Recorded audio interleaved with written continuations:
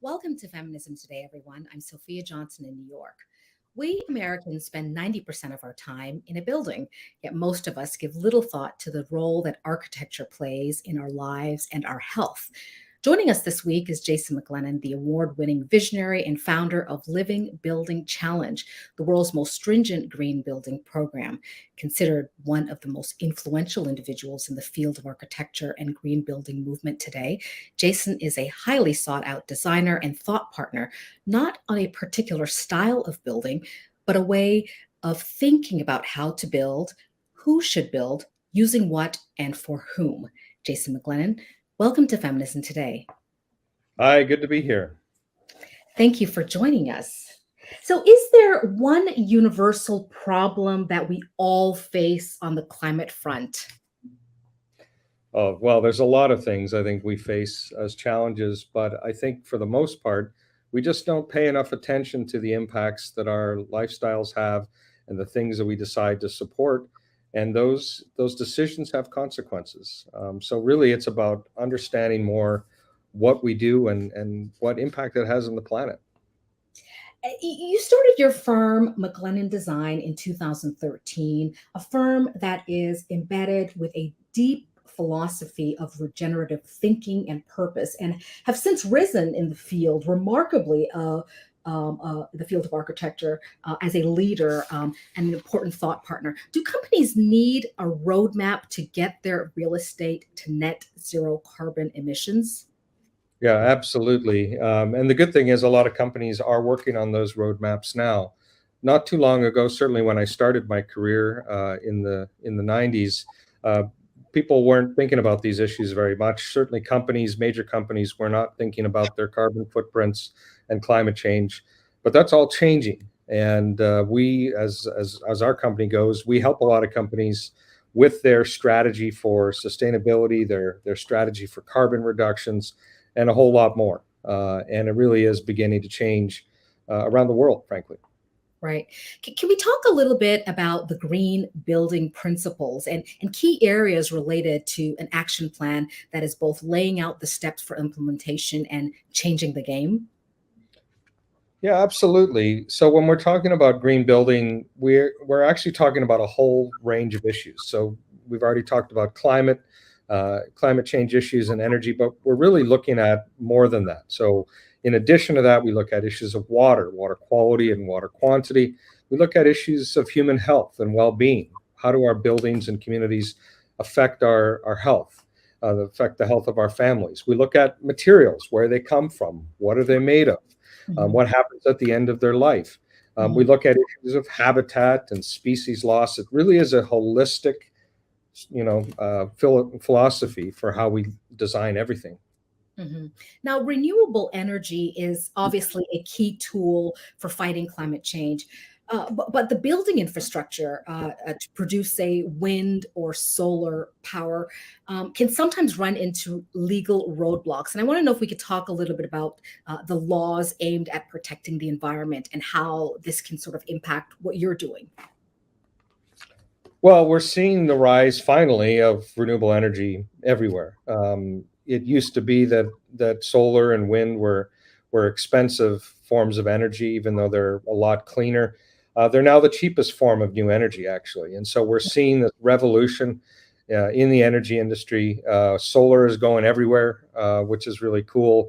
We're using less and less coal around the world, and that's going to just continue. The future for renewables is bright. It won't be that long before all of our energy is generated from the sun, from wind, and other renewable sources.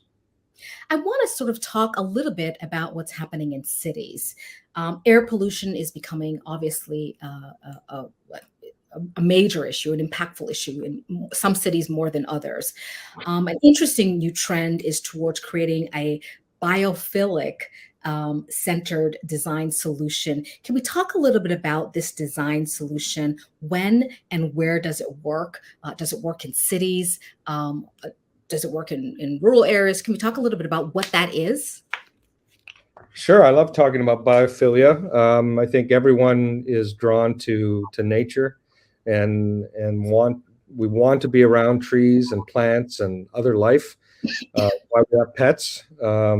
And biophilia is basically humanity's love of nature. It's an innate need that we all have to be around other living things. And for too long, our cities and our buildings really didn't take this into consideration. That's why we have these sort of concrete jungles, if you will, with asphalt everywhere.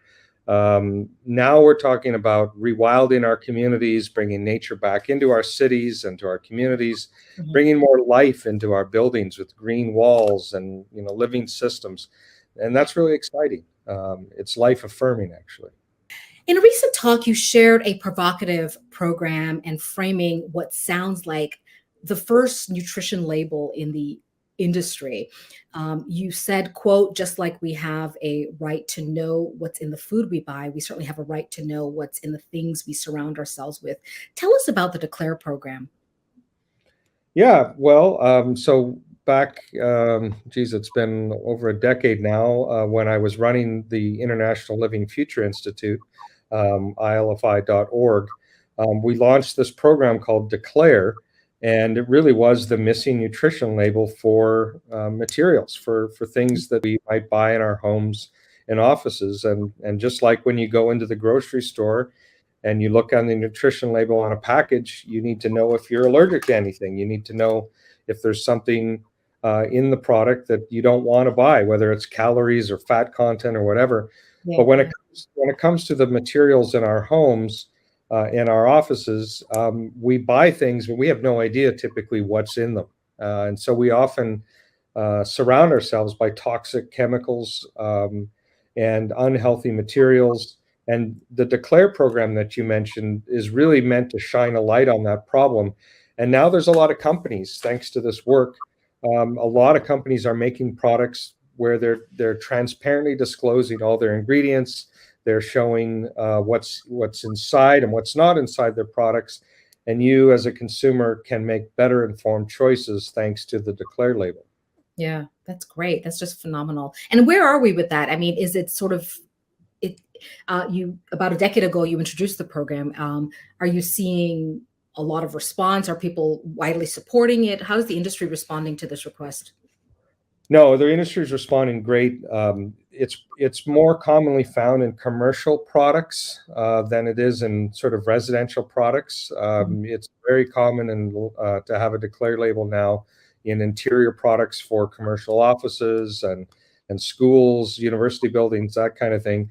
There's a lot of adoption. And within the Declare label is what we call the red list. And the red list are chemicals that we really don't want to be around in our environments. And so in particular, Declare really helps people understand what to avoid. It's not widespread yet in the residential market, but that is something that is being worked on. So what are some of those products or chemicals that we should be mindful of, consumers should be mindful of? Well, we all know about asbestos and we know about mercury. We don't want those things, but there's lots of other things that are hidden in our furniture, for example, and on our wall panels and paint and everything. Things like formaldehyde is used in a lot of products, and we don't want to be around formaldehyde. We look at PVC, polyvinyl chloride, as a problem. It's found in tons of vinyl products that you may know. Your sofa, as an example, upholstered furniture is often containing highly toxic flame retardant chemicals that are there in theory to reduce the threat of fire and flame spread, but they're actually much more likely to give you cancer. And we don't really want to be putting our heads and breathing this stuff in. So there's things like that in the red list and tons more that you wouldn't know about. Let's talk a little bit about the LEED certification. I think consumers still are not clear on how it works, and is it really is this type of certification really worth the cost?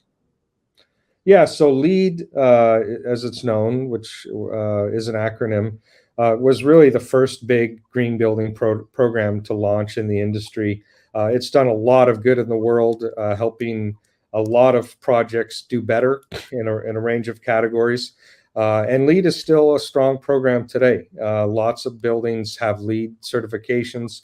And then the program that I created, the Living Building Challenge, was really meant to go even one step further. So you have LEED, different levels of LEED, silver, gold, platinum.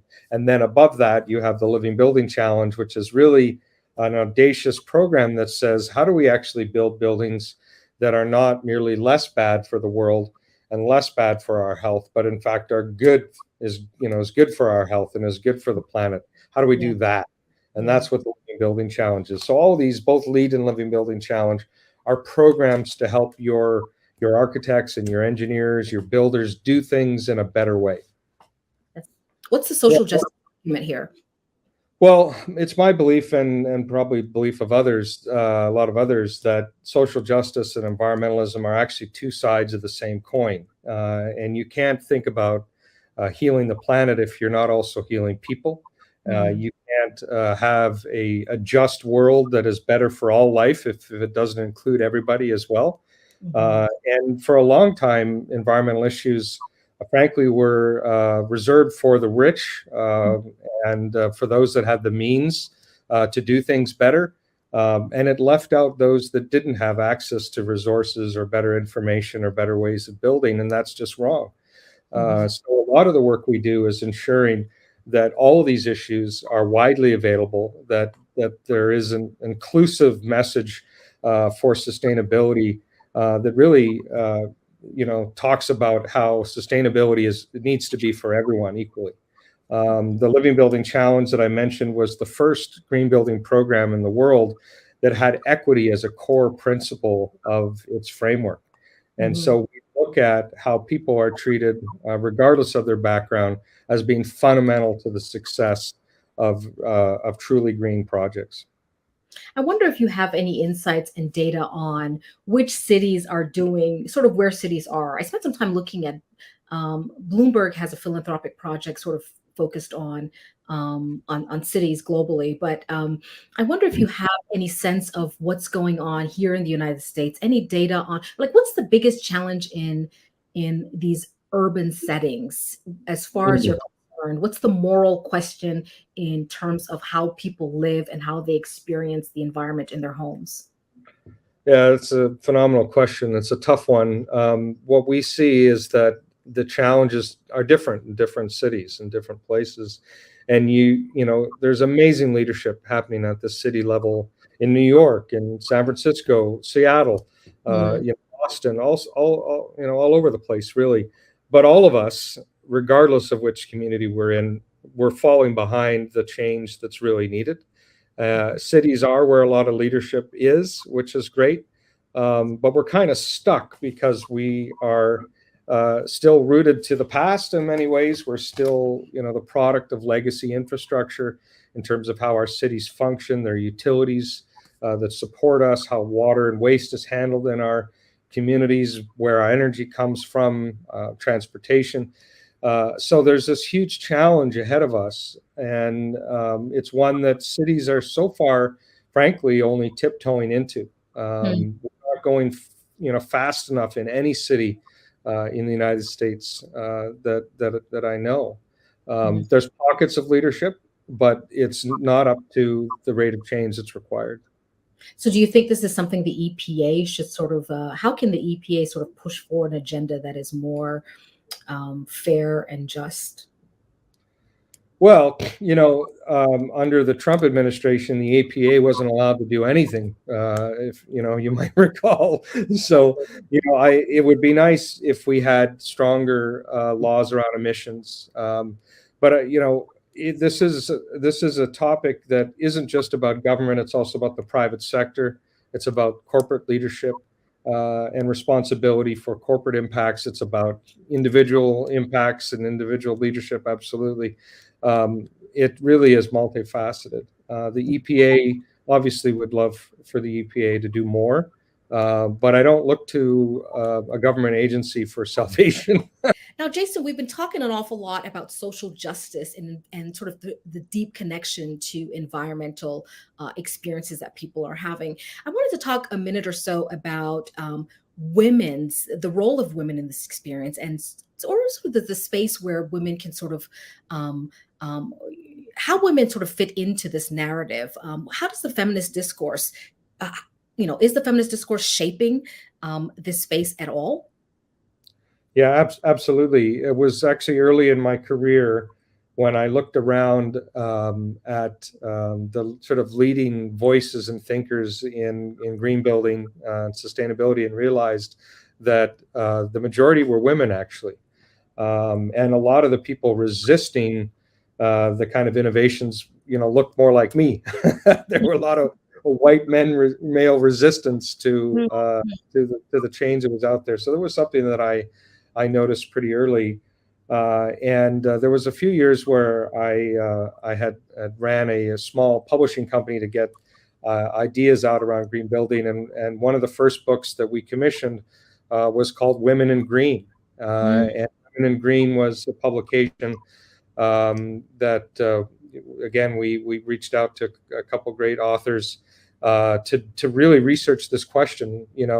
Why are so many women the leaders of this social movement around sustainability, and what does that mean? And so there's a book out there, and it's something that has been a focus of my career for some time, is to listen to those voices and to share everything I can to help.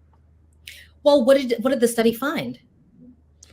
Well, it affirmed at the time was just a theory of mine. I looked around me and said, okay, well, there's still, back when I started my career, there were still more men in the field than women. And certainly in construction, it was disproportionately male. And yet you'd go to the early green conferences and events, and 60% of the attendees were women, even though they made up 30 to 40% of the workforce. So it's a pretty dramatic, like, oh, this is interesting. Yeah. So the book kind of confirmed that, and then explored, perhaps some of the reasons why. There's no answer. It's not like a coy answer. It's a complex set of issues. But it continues, to this day, where there's just some exemplary female leadership in all sectors of the environment that we look to for inspiration. There's lots of men too, but we get enough credit as it is. Right. No, and I mean, as you're speaking about this, I mean, I taught a course for many years on sustainability, economic sustainability. And as I'm thinking about Rachel Carson and her contribution to the discourse, and sort of how she was shunned and seen as negatively, because at the time, a lot of these big firms thought that she was going to impact the bottom line in terms of protesting DEET and that type of thing. So to that extent, I certainly see women engaged in this. So at what point did it actually flip? What was the big sell? How did men sort of get on board this conversation, you think? Well, I think there's always been some men on board. So it's important to acknowledge that. It's just whether or not those are the men that are in positions of power, corporate power, that are deciding really how a lot of things happen in the world. That's been more recent, that you're seeing leadership in those kinds of forums. And it is, much more widespread now, thankfully. Yeah. But I would still say that women are out ahead in terms of their sensitivity and commitment to sustainability than men on a proportional basis. Let's talk a little bit about your amazing portfolio. I think that's what I'm drawn to. So how do you do all this? How do you even stay? There's just so many amazing projects going on across time in your portfolio. You received several high-level acknowledgments, including you're the recipient of the prestigious Buckminster Fuller Prize, the planet's top prize for socially responsible design, an amazing accolade. What do you think these accolades say about you and about you. Well, I've got a lot of gray hair. I've had to fight a lot of battles. Yeah. I like to tell people that first and foremost, my job description is troublemaker. Huh. Wherever there is some sort of systemic, problem that's holding up better progress, that's where I try to focus on in Yes. my career, and it's led me to a lot of different places.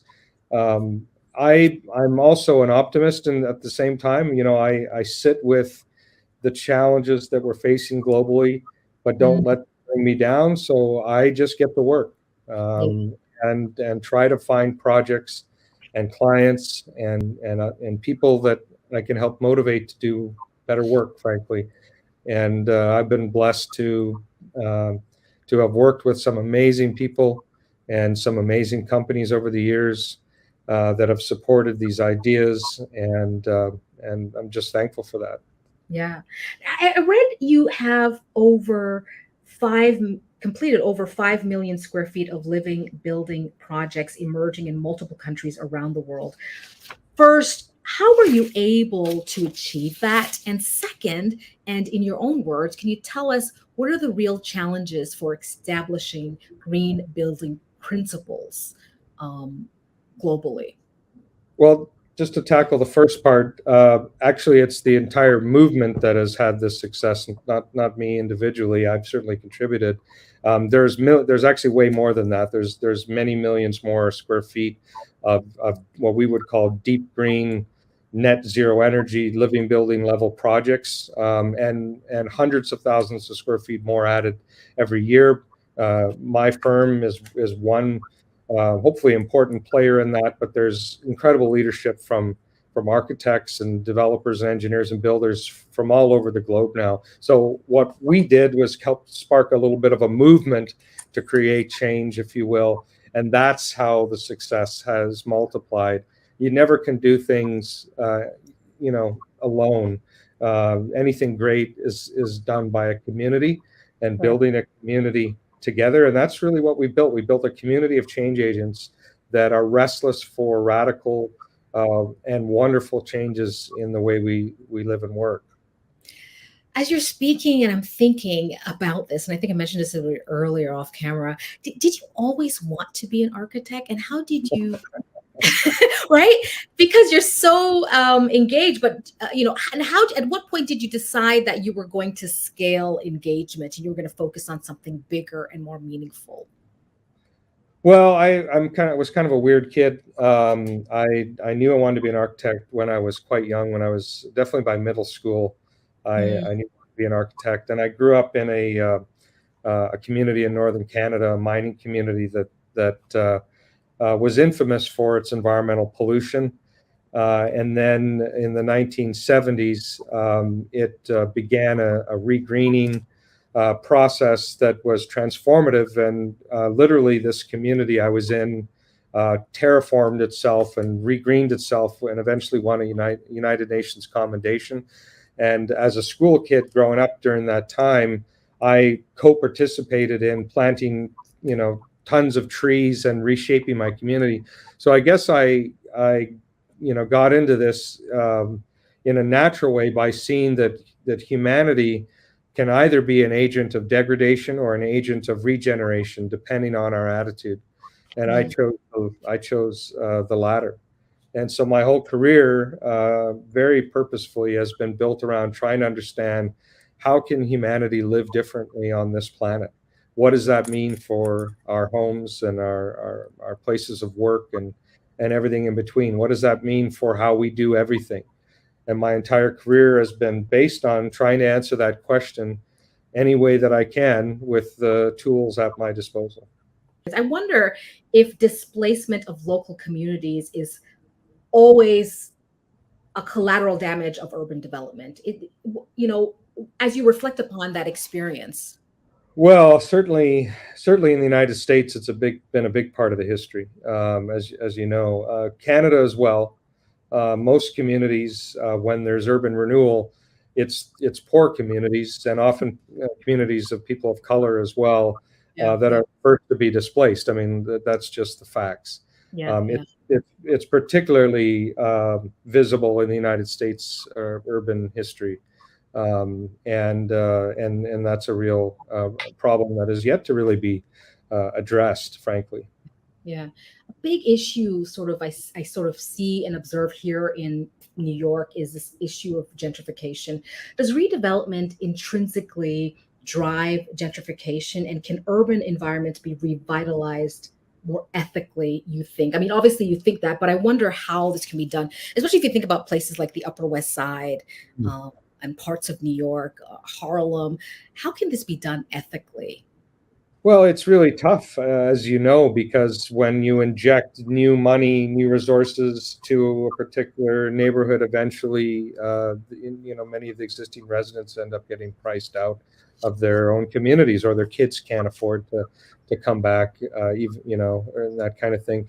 And so it really does mean there has to be some, kind of widespread social acknowledgement, backed up by policy that says, what do we want to do within these communities? We do want communities to improve. We want new infrastructure where there's inefficient infrastructure. We want dilapidated buildings to be repaired and given a new life. These are things that are good. Renewal in that perspective is a good thing. But what we don't want to do is force people out that have been there for decades and price people out and continue to push people around to lesser quality places. But that means that's where you have to marry up economic policy and social policy together to get the outcomes that you're looking for, and obviously highly complex and different in every community. I think, well, given the scale of the challenge ahead, do you feel optimistic about regenerative buildings? Well, it's a good question. It's a tough question. I have days when I feel optimistic, and I have days where I don't, frankly. And I think that that's a normal response when you look at the science around climate change. We're not meeting, certainly not meeting even the Paris targets, but the Paris targets themselves were never really going as far as they should have. So it's very easy for people to kind of get sort of depressed, if you will, and to see that we're really not making the kind of progress we're needing to make. At the same time, because hopefully we're complex human beings that can have multiple feelings at the same time. You do look around and you do see some pockets of innovation, some incredible things happening, inspiring people, and there's hope there. And the future hasn't happened yet, is what I always tell people. And as long as the future hasn't happened, we're not living it. We're living in the present. And so, I have hope that we're going to be able to make some massive changes. But I don't have any illusions that it will, be easy, and there won't be some pain along the way. I love this framing. The future hasn't happened yet. I'm going to hold on to that. I see the living building challenge as generally, as you're sort of speaking about it, and the enthusiasm around this initiative, as a fertile hub of social and scientific innovation, with obviously some practical and visionary solutions for the world's most pressing environmental and social problems. What do you think advocacy and activism should look like in the architectural space?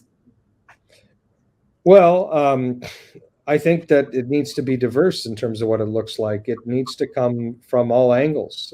We need leadership everywhere. The people that are designing buildings, the clients that are needing a building, the builders that build our buildings, the lending community that finances this stuff. There needs to be every player coming together around a different way of being and a different type of thinking. And that's kind of missing right now. There's usually moments and pockets of innovation that happens.